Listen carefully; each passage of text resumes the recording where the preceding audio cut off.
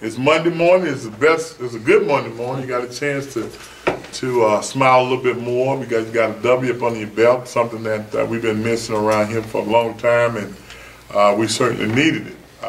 Saying that, it does not mean that we played exceptionally well. I still think there's a lot of work to be done. We was fortunate on Saturday to have a young man by the name of Mario Lewis. Special team and defense showed up. You know, I was more excited about special team than anything. You know, we was able to score a special team TD from a standpoint of hustle.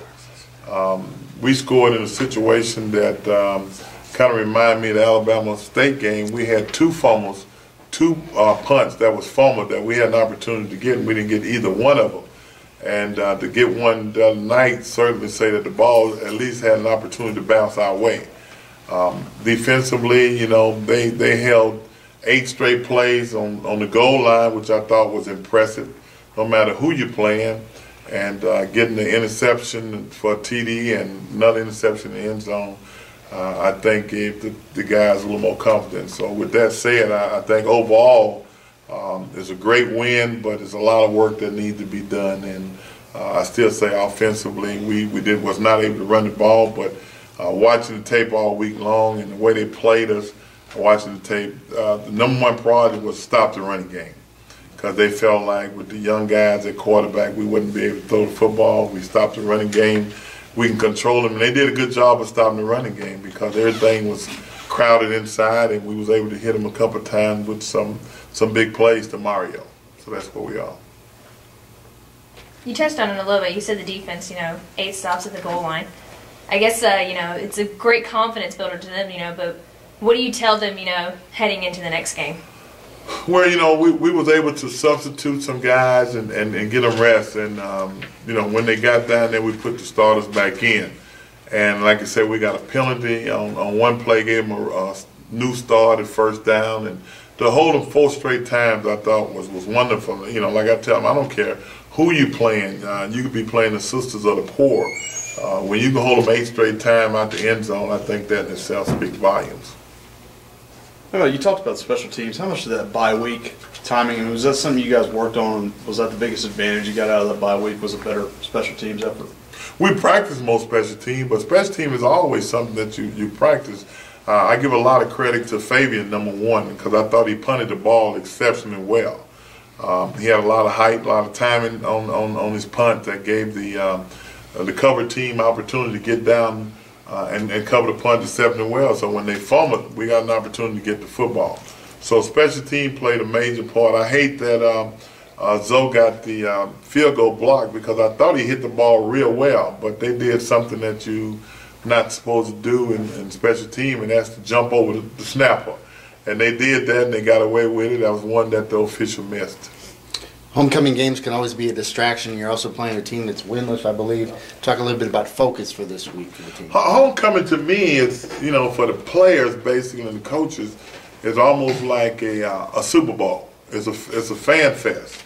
And I think the most important thing here is we're going to have to make the players understand that homecoming is mostly for alumnus more than anything, because it gives them a chance to come back to their school and be a part of all the festivities that goes on. But at the end of the day, it's going to be a football game, and so that we got to be focused. And it's going to be a tough job for the coaches this week to make sure they understand that football first and anything after that is after the game. But it's actually for the alumnus to come back and enjoy coming back to campus. You just compared it to one of the biggest games in sports that you actually played in, won the MVP. You said that the coaches need to help them focus. How can you help them say, all right, this is a big game and this is how you adjust to it? Well, the same way we do a regular week is to prepare them like it's just a regular football game. And at the end of the day, it is a regular football game.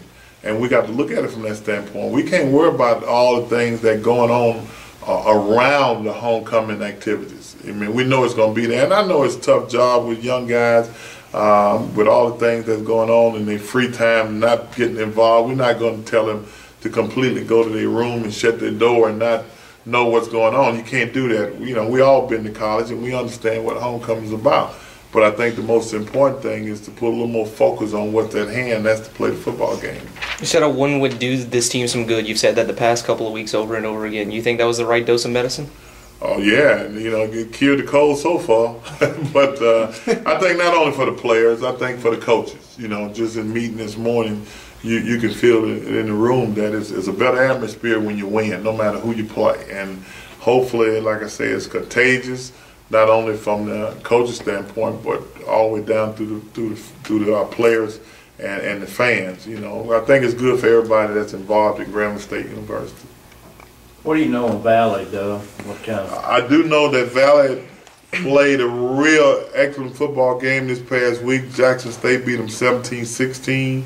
I don't know whether that's on emotions or what have you, but they got some pretty good players. They got two defensive end that comes off the football between both of them. There's 8 sacks. They got a big wide receiver that had 3 catches and 94 yards from Patterson, Louisiana, Paul Cox. So they try to get it done. I think Coach has done a good job over there of preparing these guys to try to be. They know they're underdogs, but at the end of the day, they're trying to find a win. I just hope that we understand that on any given day, things can happen, and we got to prepare against them coming in here with nothing to lose. That's the most important thing. It's homecoming for us. They haven't won a football game. Wouldn't nothing go better for them than to walk out of here with a W. Is that the most dangerous type of team, one that has a losing streak that you start talking about ranks in the top 2 or 3 nationally? It's unfortunate that back-to-back, with Concordia coming in here is one of those things. You look at them warm up, and they had some pretty impressive athletes down there, and you don't know whether they was in school or not, where they come from. And so you had to worry whether they played at USC last week or Texas the month before. But you know what? It was one of those things you got to be cognizant of and kind of scary a little bit. And I think Valley is one of those teams that's coming in here with nothing to lose. And when you got nothing to lose, you can shoot all your guns, and I'm sure they're going to do that. I'm sure you've heard, but you probably haven't seen it yet. Southern, that humongous fight. What in the world do you think of that? That's too bad.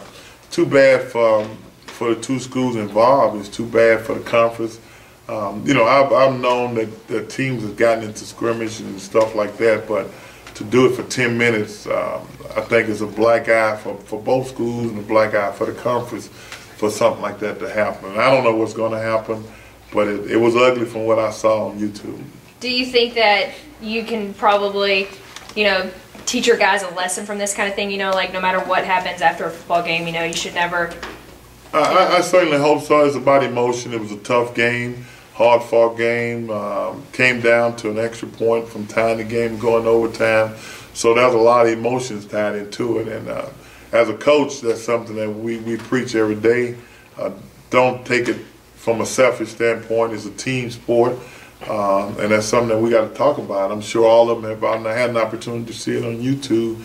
And once we go to meeting today, we're certainly going to talk about it again. That's something that we don't want to happen here at Grambling, because it'll be a black eye for us, and I don't want to be a part of it, and I certainly hope they feel the same way.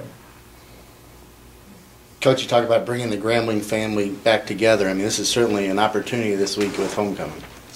Well, Grambling is to me is strong rooted not only in Louisiana but all over the country, and I think the only way we're going to do this thing is to do it together. And, it's going to be some tough times, some trying times at times, but we got to find a way to overcome it. I think eventually that's going to happen. But I think the most important thing with homecoming coming here is it gives us a chance to unite as a one.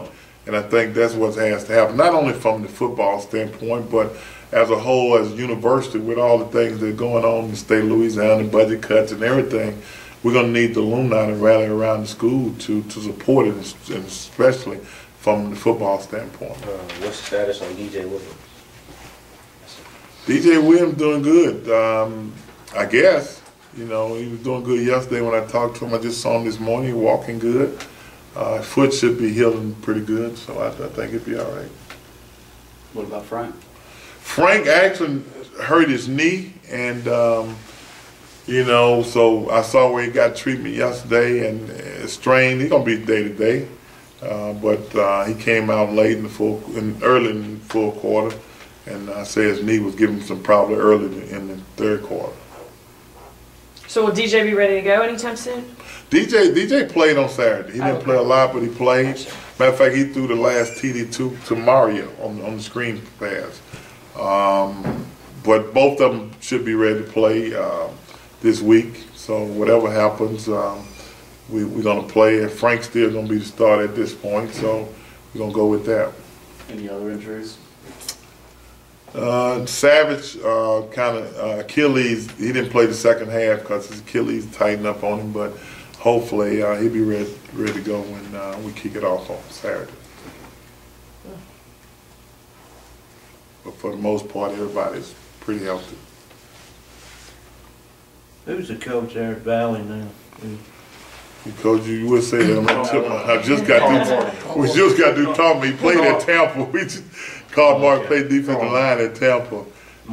Yeah, we got Terrence. Terrence, who was the defense coordinator down at Southern for a couple of years, is his defensive coordinator. So he knows it pretty well. So it's going to be interesting. Now that everybody's healthy and almost injury-free, how important is that and how vital of a part is that moving forward in the second half of the season?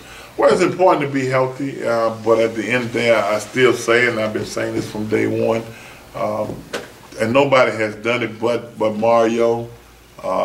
Lawrence has done it pretty good from a running back standpoint and stood up a little bit, but we need more people, especially offensively, to stand up and make plays. You know, you can't go into a game every week expecting Mario to do what he's done the last few weeks and Lawrence the 2 weeks previous.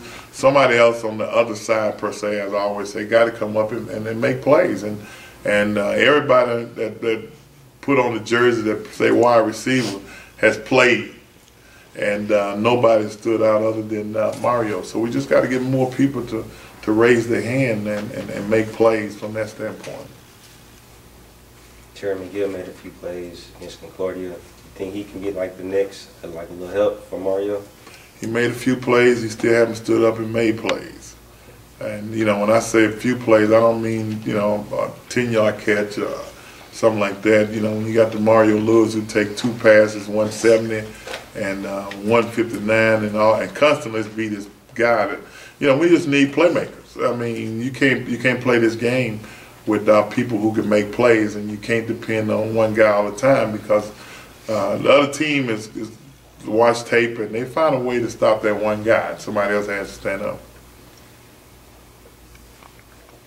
Is the SWAC race wide open, really? You think overall, Doug, nobody's really? I think the only somebody who has pretty much put themselves out there is probably Alabama State. Oh, yeah. You know, from the east side is probably secured the spot basically. The way they playing, I mean, they beat Prairie View 20-7, and Prairie View ran 107 plays on them. So I mean, their defense was out there a lot, but they still was able to overcome it. I think on this side of the ball, it's still a work in progress. You know, whether or not Prairie View, whether or not Pine Bluff, whether or not Grambling. So it's still a situation that can happen if we go out and play the type of football we like to play. Coach, I watched a thing on Walter Payton and him running the hill. Coach Rob ever make you guys run that hill out there, or do you guys have to do that at all? That hill down there. You know, I wasn't part of this hill. This hill wasn't here when I was here, but we used to do it over there, but it was nothing like what Walter Payton did. You know, I had the opportunity to spend 2 days with Walter over there and running up that bank one time, and I made a promise to never go back. Walter Payton, and I never went back with him either.